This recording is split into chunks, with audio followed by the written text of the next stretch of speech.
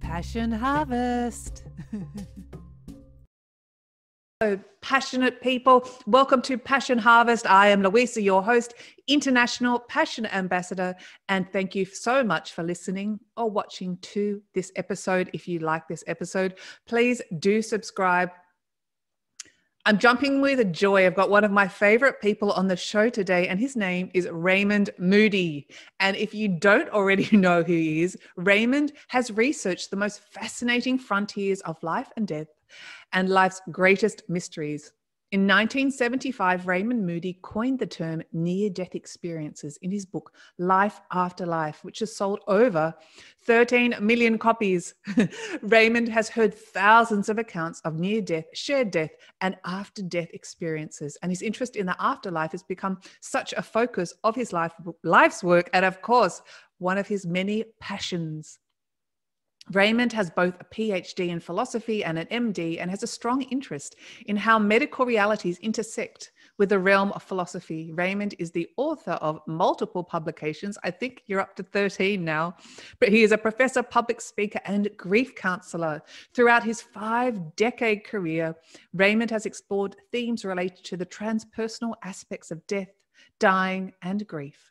His book, Glimpses of Eternity, discusses the phenomena of shared death experiences. His inquiry into past lives is detailed in his book, Coming Back, and share methods for evoking the dead from ancient Greece to modern times in the book, Reunions. Raymond's PhD in philosophy focuses on unintelligibility. That is a tongue twister. And his latest book, Making Sense of Nonsense, discusses what nonsense teaches us about consciousness and altered states of being. This is his story and this is his passion. Raymond Moody, I am so honored to have you onto Passion Harvest. Welcome. I am so happy to be with you, Louisa. Thank you so much for this invitation. I can't believe I kept you waiting. I really, really do apologize. Let's dive right in. I'm not from New York. I'm from the South. In the South, we understand manana very well. I just said Raymond's the most patient man I've ever met. Since you are an expert, how would you define a near-death experience? Well, as I learned from Plato when I was 18 years old, occasionally when somebody almost dies and is revived, they have these astonishing experiences which convinces them that there is a world beyond. And I'd learned about these as they were fascinating to the early Greek philosophers like Plato and Heraclitus and Democritus, the atomist.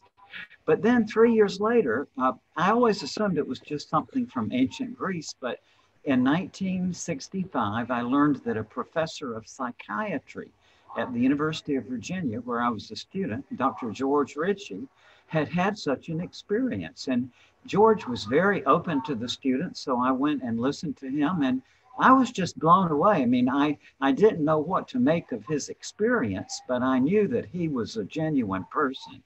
Mm-hmm. And subsequently, I got my PhD in philosophy, and I was a philosophy professor. I heard these same stories from my students and from my fellow faculty members. And as you mentioned, subsequent to that time, I've interviewed literally thousands and thousands of people from all over the world who've had this same kind of pattern of experience.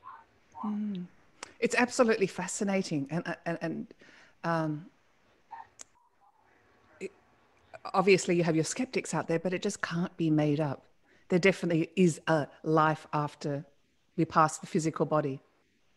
Yes, and you mentioned that word skeptic. And, one of the fascinating things about this, Louisa, is that the people who characterize themselves as skeptics don't know what they're talking about, because the skeptical movement was formed by Pyrrho, the Greek philosopher.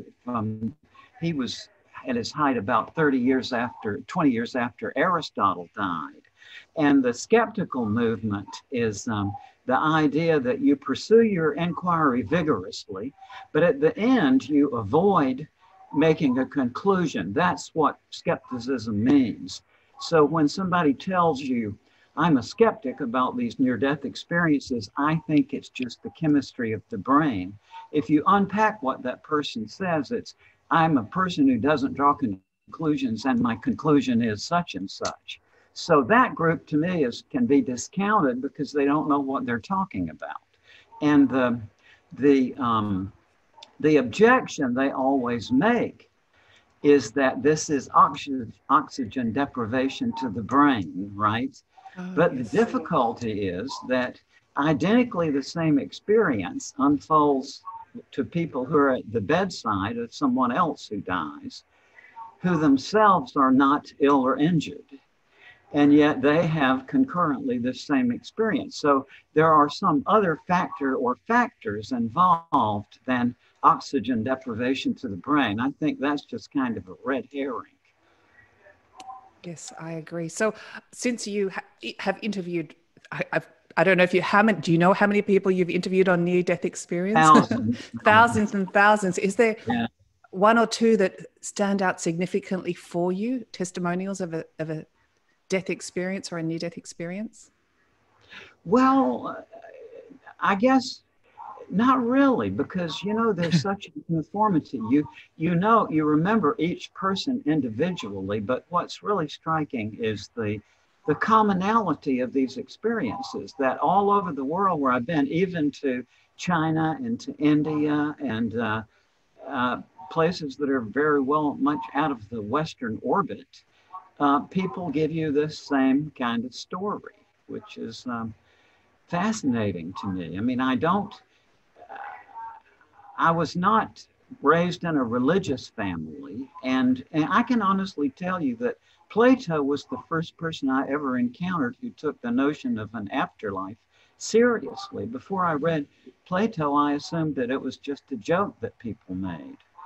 But these 50 plus years I've studied this, I've just reached the point where I give up. I mean, you can't really draw a logical conclusion from this because our logic is not set up to do it. But in fact, I don't know what else to say, except that apparently, to my utter astonishment, there is an afterlife.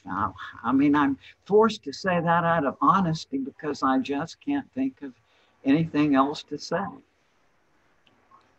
Yes, and so I'm assuming you're not, because many people are afraid of dying, I'm assuming you don't have a fear of death?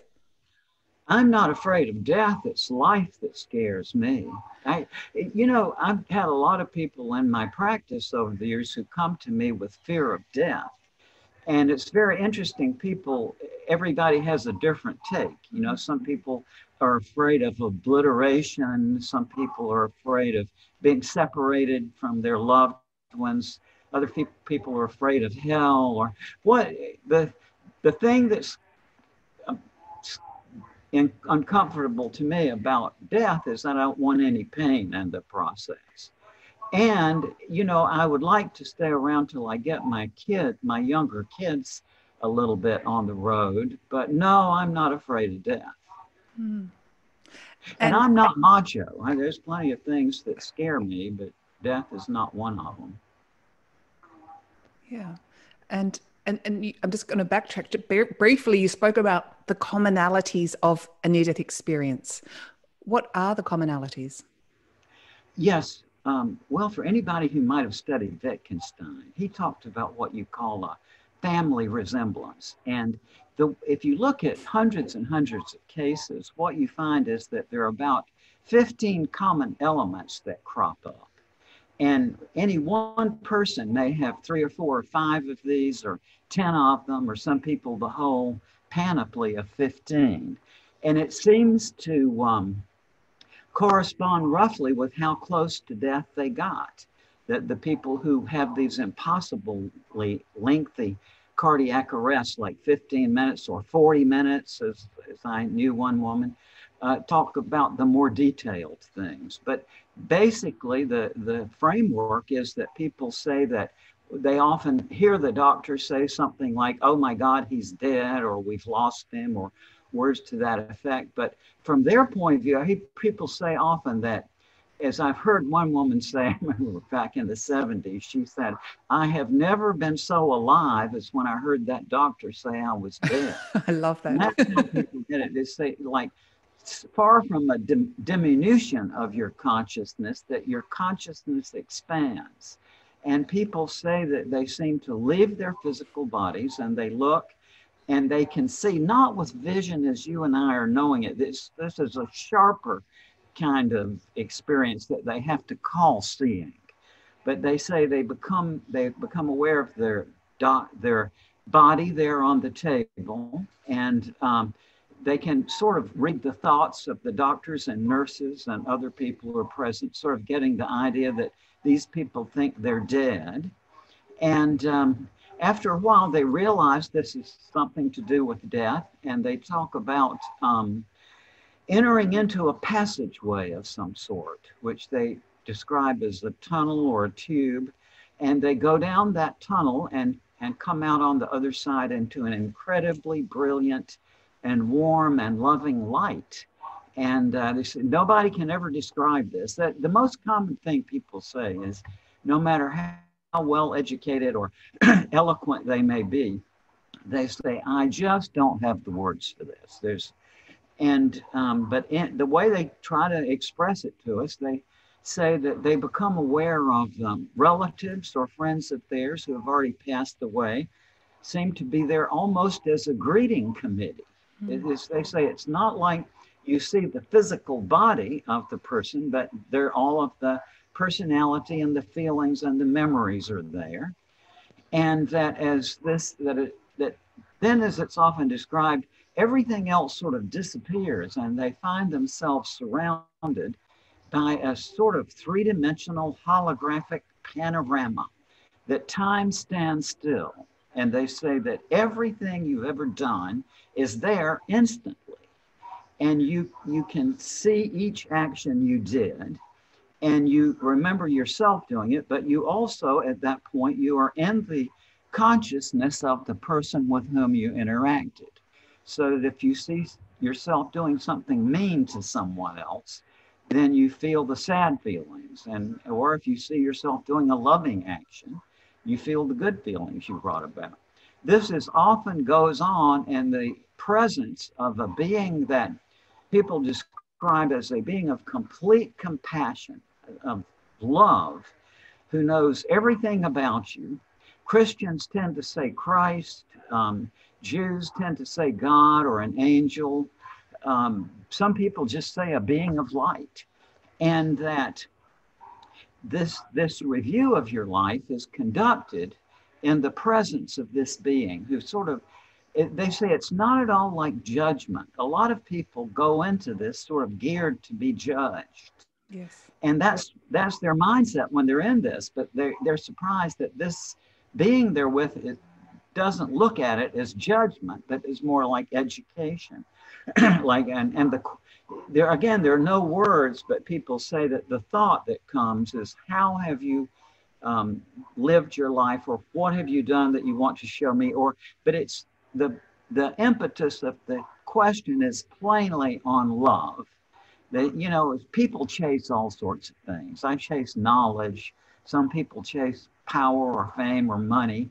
But whatever they've been chasing in life, they say that what comes out in this is that what this thing we're in called life is all about ultimately is to learn to love. And so some people, then how do they get back? Well, some people say they don't know how they got back. There was just a transition and suddenly they were back in their body and they don't know how they got back. Other people say they were given a choice. You can either stay in this light or you can go back. Under those conditions, almost everybody gives the same reason to go back. And they say that for me, I would rather have stayed, but I chose to come back because of my young children is the most common reason. And a third group of people say that they were told they have to go back. It's like, it's not your time yet. You've got things left to complete. And when they come back is where it gets interesting, I suppose, from the point of view of psychiatry, because you see people just transformed in a very dramatic way on this. And, Yes. and Dr. Ritchie, I think, was the finest human being I ever knew. I mean, he had, he could explode sometimes. I'm not saying he was a saint, but just the character of that person was so wonderful. And I've seen that in so many people who've had these experiences, that it transforms them, where they really are very loving and gentle and thoughtful people. So that's the scenario. And what does it mean? Well, I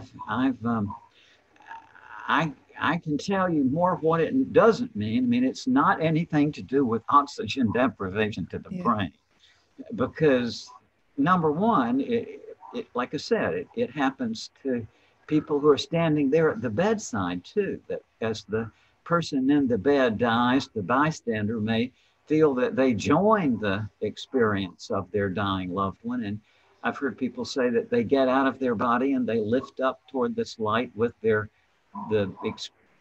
dying grandmother. One of my own professors in medical school, my first year in medical school, told me about trying to resuscitate her mother unsuccessfully. But as her mother died, my professor herself got out of her body and went toward this light and saw all these things. So it's a genuine mystery, and it's been in Western civilization from the very beginning. We learned about this in the 70s, because by that time, the techniques of cardiopulmonary resuscitation were such that lots and lots of people were brought back. But this is a fixture in history, and Plato and Democritus, who sort of figured out that there were atoms, were very puzzled about this. And so that's the basic sketch of what happens to us when we almost die. Yes, well, it's a fascinating subject. Thank you so much for detailing that so beautifully. When, as you mentioned, when people return from a near-death experience, they're fundamentally changed, profoundly changed. Their whole life changes. I guess statistics show many of them separate from partners, and even children have stated that their mother or their father are just different people, better people, but completely different. Another very common after effect is to pursue their education.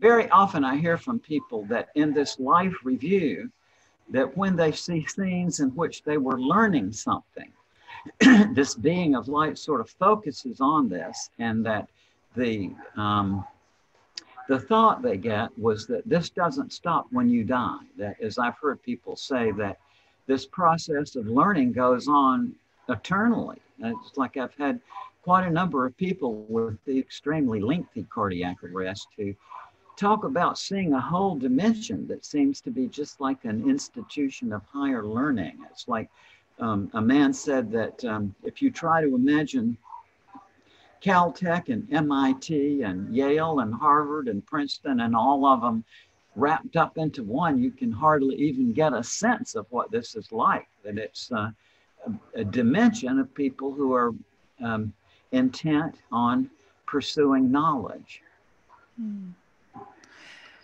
It's very, very interesting. And it's also been claimed by many near-death experiences that they come back with sort of certain gifts, psychic gifts.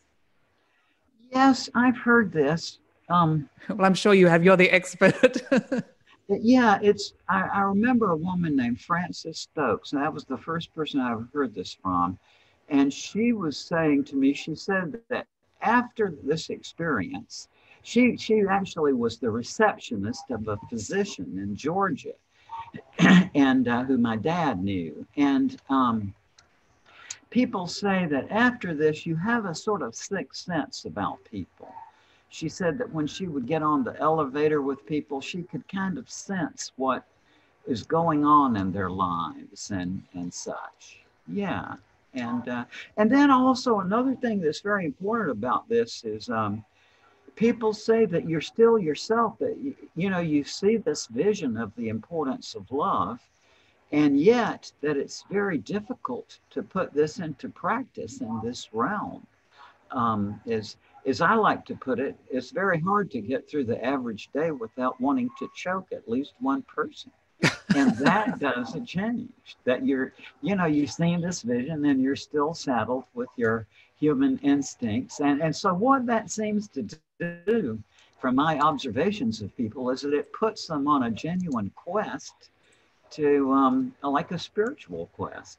I just seen remarkable transformations in people like this. A woman I got to know very well, who her sisters told me that before this experience, she never read anything except romance novels. And after this, she became quite a scholar of religious studies. And she would, when she came to my house to visit us, she would read my philosophy books and psychology books and so on, or texts on the history of religion. So it does have a profound impact on people. Yes. And you mentioned just previously shared death experiences. What is a shared death? And that's another fascinating it is. subject. That was the situation I was describing earlier, where people at the bedside who are there in the presence of somebody else who dies, that as the person dies, they will experience this themselves, even including, by the way, the life review. And for years, I thought, well, surely this is only people who are very close to the dying individual. But a few years ago, I got a communication from a physician who was called to the ER to resuscitate a patient he had never laid eyes on. And he said, as he was resuscitating this man, he saw the man's life sort of flash up around him and saw all these scenes. So this is, it's some people are just very uncomfortable with the fact that there are things in our world that are very difficult to put into any sort of accepted framework. But to me, what changed, I think a big pivotal event in my professional life was when I was 7 years old, and I was, astronomy was my gig. And I remember specifically looking through a telescope one night and having the thought, as I'm sure many people watching this have had this same thought, but I remember thinking, well, how big is this thing we're in, right? Mm. So my mind went out to the wall, right? Yeah. But then you get to thinking, well, doesn't there have to be something on the other side of a wall? But the only other intuitively obvious prospect is that it goes on forever and never and ever. And that doesn't make any sense either. So a big transformative event in my childhood at that time was reading Lewis Carroll, and an author that you don't know in Australia, but you really should. It's Dr. Seuss, who is the American... I know Dr. Seuss. Oh, yeah. I love Dr. Seuss. Yeah, Dr. Seuss, and hold on to your hat, Louise. I think I had all of his books. Oh my God. Oh, I love them. His books have sold 600 million copies. Wow. Almost, they're mind-bending. And so those were the two, that nonsense and the literary sense of Carroll and Dr. Seuss, and the astronomy were the sort of formative interest in my life, which then when I went to college, I naturally gravitated to be a philosophy major. I've just got this visual image, and I believe he didn't do all the drawings, but all the incredible drawings of the nonsensical, yes, whether you'd call them animals or characters in the books, they really stretch the imagination, and it's so important to think outside the box of things we don't understand. Many people don't ask themselves questions that they don't know the answer to. They don't. It's, for some reason, people are afraid of it. It's what I know that scares me. I'm not so scared. What I don't know is fascinating. But I think that is the major blockade that keeps us from thinking rationally about life after death, is that we're scared of things that are unintelligible. But to me, that just draws my interest. And that's been true in the religious tradition too. In the Christian tradition, it's the glossolalia, or speaking in unknown tongues, when people utter nonsense syllables that are not in any grammatical order over and over until you propel yourself into an ecstatic state. Or in the Eastern traditions, koans, like what is the sound of one hand clapping, which are literally unintelligible. Once the student puts their mind to it, it eventually triggers their consciousness over into a sort of translogical state. Really, just such an interesting, and it, you know, sometimes things that we, you're right, things that we, well, you fear things, you know, many people fear things that they don't know, the future, uncertainty. It's definitely, I always used to think I'd love an Excel spreadsheet of the rest of my life. I don't anymore. No, I understand that desire, but I think that it's arranged in the best way. You know, I think that some people actually in their near-death experiences do get a flash forward, and it seems to really create a really interesting situation in their lives. I've heard a number of those people who saw what was going to happen to them in their lives when they were very young, and then it sort of magically got fulfilled as they grew up. Yes, a concept of time is a fascinating subject, and not only premonitions of their future, but premonitions of the future of the country or the future of Earth. Time is just really, I love what Aristotle, I had sort of reached this same thought myself when I read it in Aristotle as an undergraduate, but he was talking about how weird time is and how unreal it is. He says it consists of the past, the present, and the future. And he said, but the past doesn't exist and the future doesn't exist. And how in the world can you hold on to the present? You know, it dissolves as you watch it. So time is a great illusion. And as I did geriatric psychiatry for a while before I went into forensics ultimately, but I did geriatric psychiatry for a while with really, you know, eloquent people who were in this, the kind of movers and shakers in this particular town. And that's something that often comes up with people as they grow older. They become aware that time doesn't make any sense, you know, and especially in these near-death experiences, people say there's no such thing as time, that they see everything they've ever done in this panorama, but no time passes. Yes, we tend to perceive time as a linear forward motion or a passing of events. I'm coming more to the belief that everything's already happened. Yes, that's one way of looking at it. I guess I can't get my mind around that or any other, you know, way of looking at it. All I know is that something is fishy here. That what we measure by the clocks and stuff like that. Well, I remember in college, I remember reading in Newton's Principia, my second semester, absolute true mathematical time of itself and in itself and of its own nature flows equably without relation to anything external. And I remember specifically reading that sentence and saying, wow, you know, Newton really had it down. And then the next month we read Einstein. Relativity. You know, it's not true. It sounds so rational what Newton says, but as soon as you start thinking about it, time makes no sense. Yeah, it's very plausible. Wait, do you have a photographic memory to remember all these? I don't know if I do or not. I think it's more interest. You know, I'm just so fascinated with my subjects, and so I think that my fascination sort of imprints it in the memory more than I don't know whether. Well, I love how your mind works. It's fantastic. Do you have any examples of interesting predictions or premonitions of future events that near-death experiences have had? Yes, I remember one woman who's an executive at a major company who told me when she was in college she had a cardiac arrest, and during the cardiac arrest she had a near-death experience in which she saw her life come by, and she married this guy and then had a couple of kids. And so then when they brought her back, she was trying to say to the doctor, I can't be here. I've got a husband and 2 kids. Oh, sure. So she quickly realized she shouldn't talk about that. But then just as it happened. And, you know, it happened in life just that way. She met the guy and then had the kids. And so, yeah, I mean, I've heard this from so many people. Very, very interesting. You talk about your, I love your term, chasing knowledge. Mm-hmm.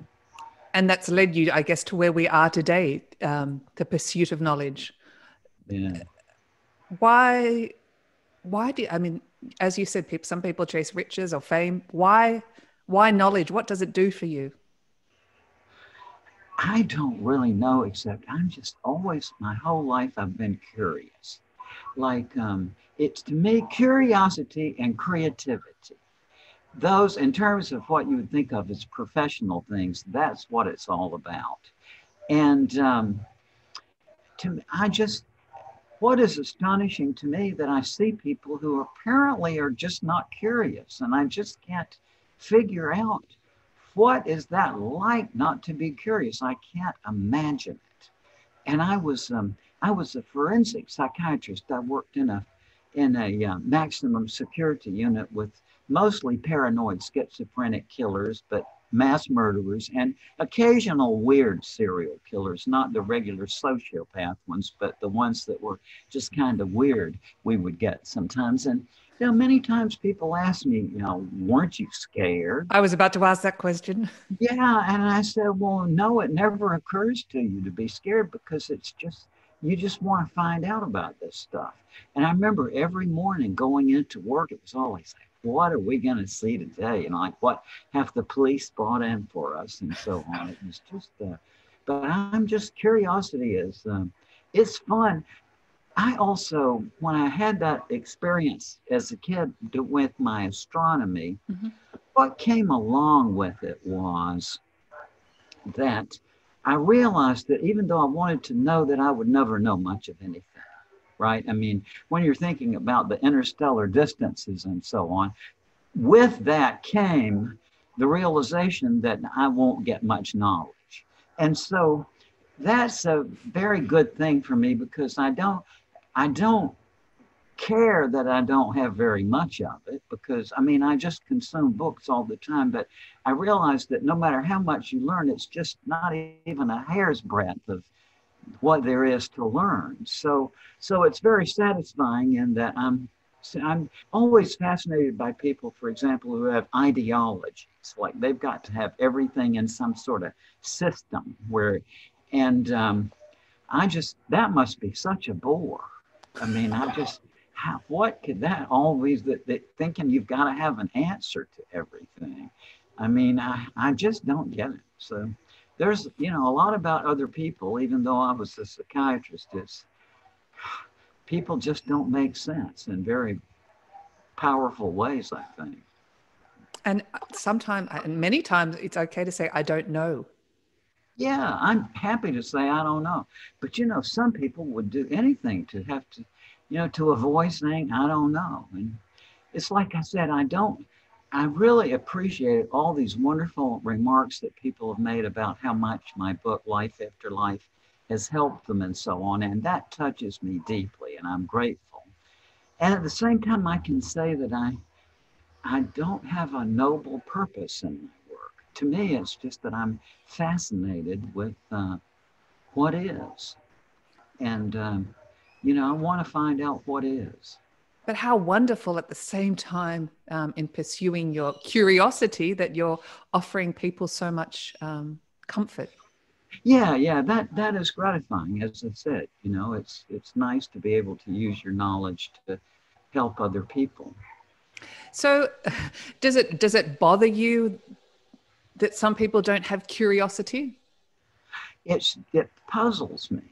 I try to imagine myself into that world and I just don't get it.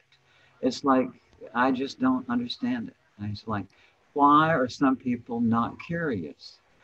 I have a wonderful friend who's actually quite bright. And, you know, the latest findings in astronomy is that, well, I won't go through the whole deal, but it looks like there are probably about, in the known universe, on the order of 1 billion trillion Earth-like planets.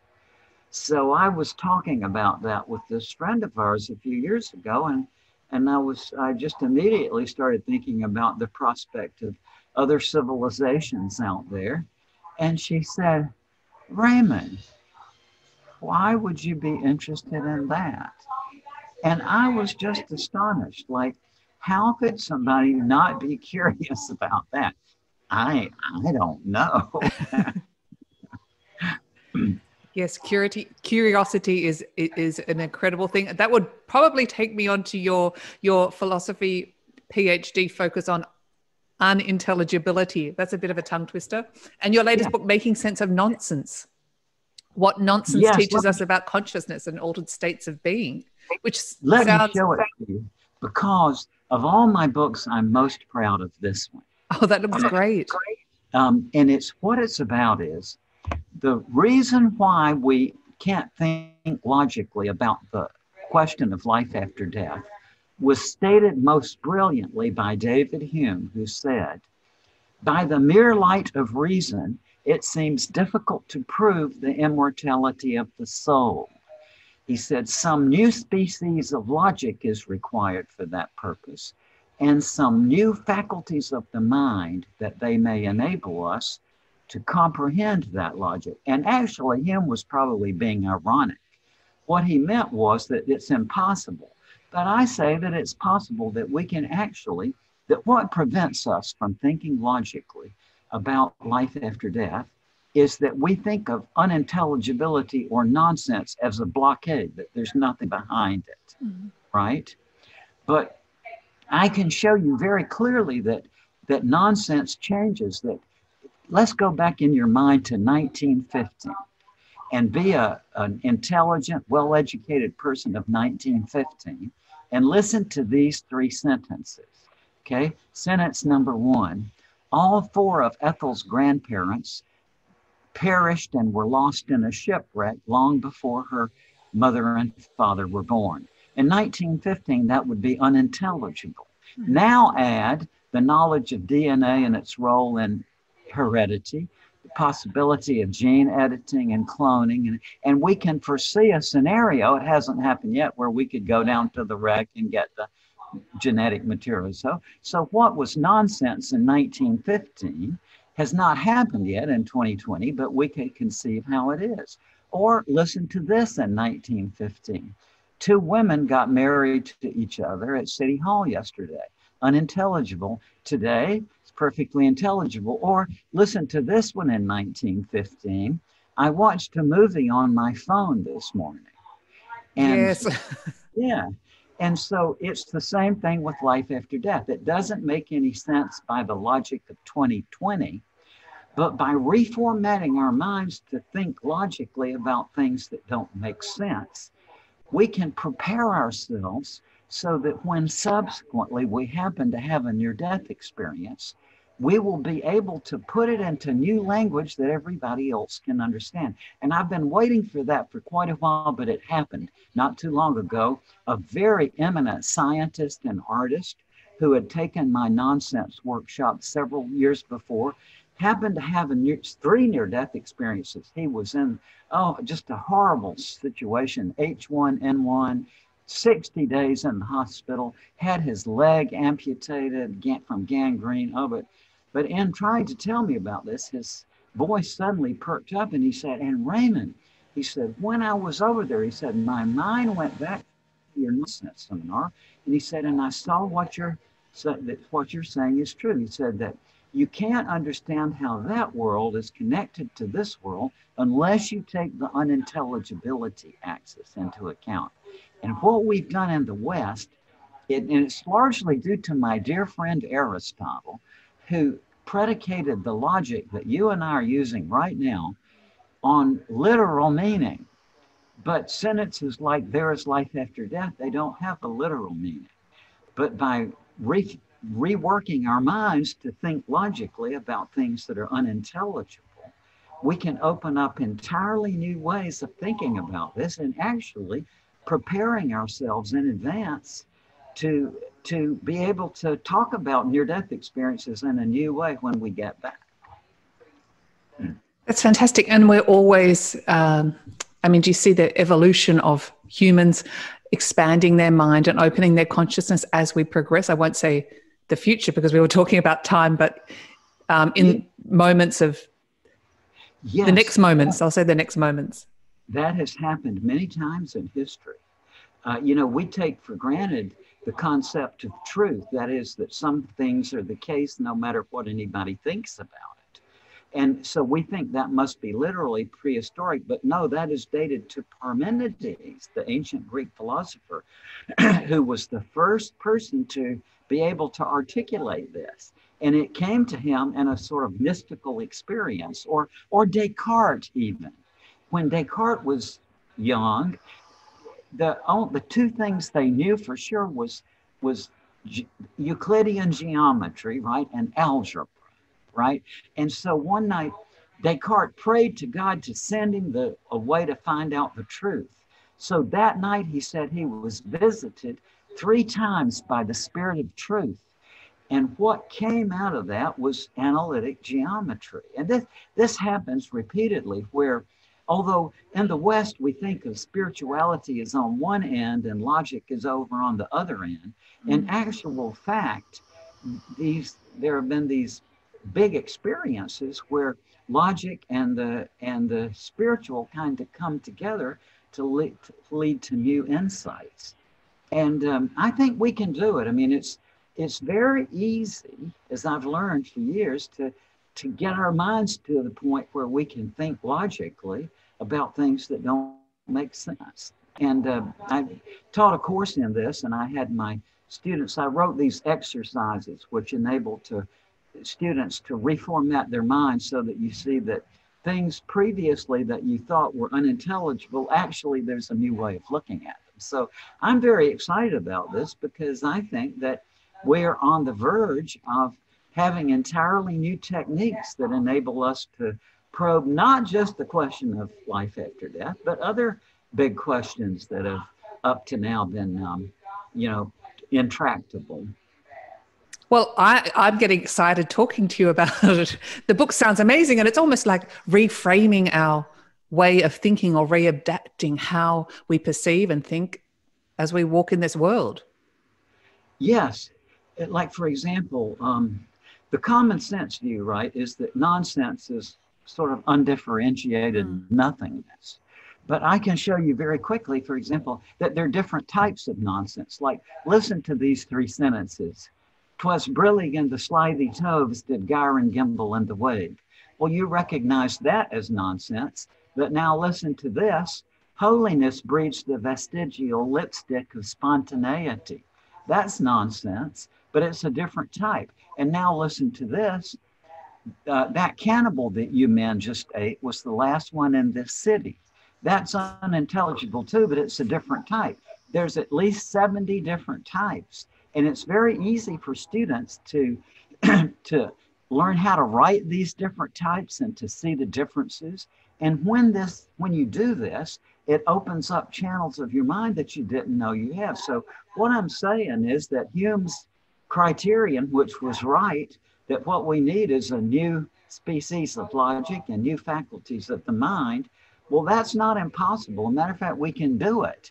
And when we do it, it opens up whole new pathways to think about the biggest question of existence. Is there a life after death? I just got a word, and I'm almost going to call you the curiosity ambassador. You're basically in very simple terms, you're asking people to be curious, which is... Because it's fun. And again, wonderful, wonderful, wonderful. I've asked all the questions for this. Is there something you'd particularly like to talk to the Passion Harvest audience about, Raymond? Well, I would like to talk with you about it for a moment, Louisa, because I can talk to you all day. Your interest in passion, and I am, what I was always tried to figure out with my psychiatry patients, what their passion in life was. And what I saw recurrently was that people would come into me who were famous for something, that I would always find as I talked to them that what they were famous for was not really what they were interested in, and that what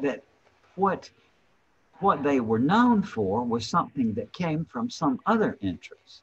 And that's often how it happens. That I mean, I guess even though I wrote in Life After Life that I came to the question of near-death experiences from being a logician and interested in the philosophy of language, that's where it came from.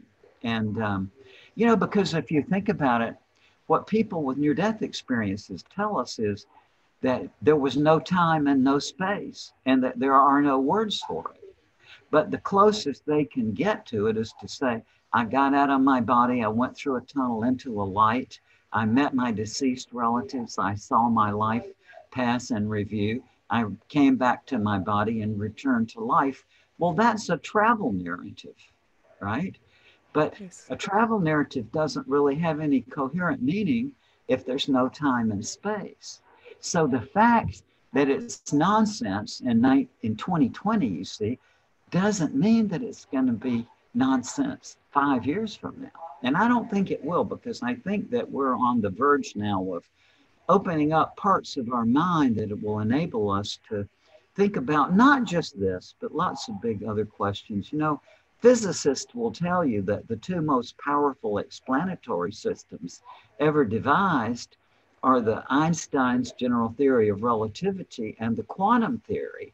But the difficulty, as they all say, is that if you try to integrate those two sets of equations, what you get is nonsense, right? Mm-hmm. And that shows that in physics and science, nonsense is a placeholder, like it's something that we hold on to expecting that in the future, it's going to make sense. And I think that's exactly where we are with life after death.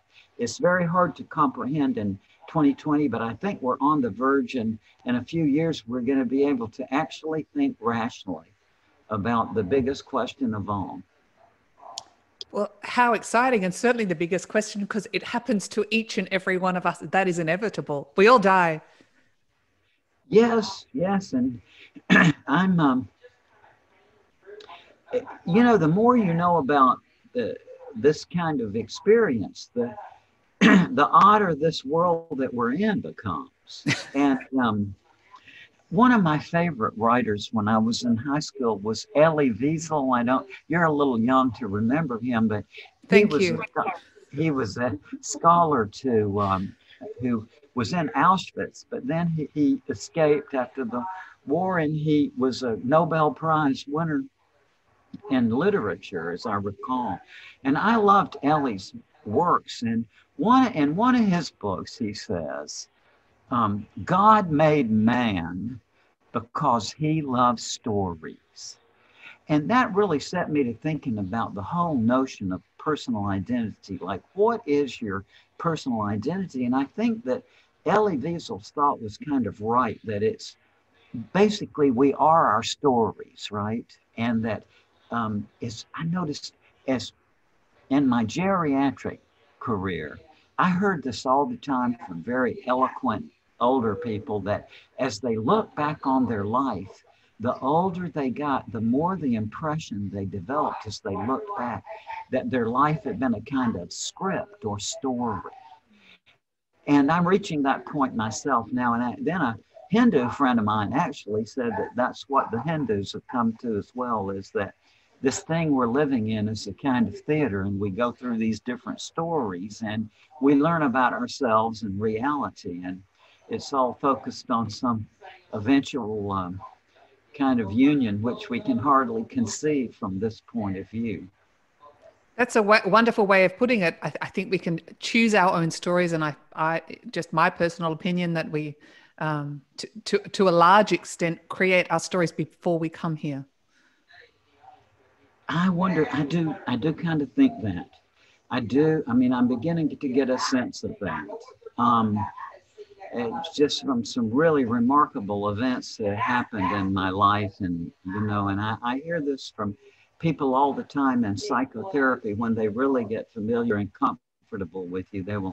So a lot of people in their older years will talk about this, how the older you get, this sense develops that this world we're in is sort of theatrical in its makeup.